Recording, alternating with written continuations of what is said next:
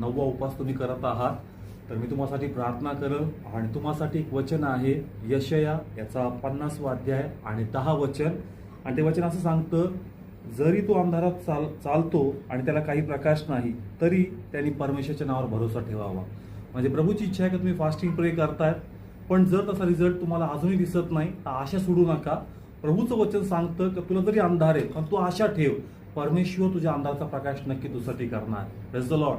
तर मी तुम्हासाठी प्रार्थना करतो आणि प्रभू तुमच्या फास्टिंग प्रे ब्लेस करल. ज्या उद्देशाने तुम्ही करतायत, जर प्रभू तो योग्य आहे, प्रभू ते सफळ कर. कारण याचं मी प्रार्थना करू आणि पुढचे उपवास करण्यास प्रभू तुम्हाला बळ देईल. प्रार्थना करूया आपण. हे पित्या, मी प्रार्थना करतो विशेषतः पुन्हा भावा बहिणीसाठी आणि ज्या मोठ्या अपेक्षेने उपवास करतायत, पण त्याप्रमाणे त्यांना ती चाहूल दिसत नाही का गोष्टी बदलतायत.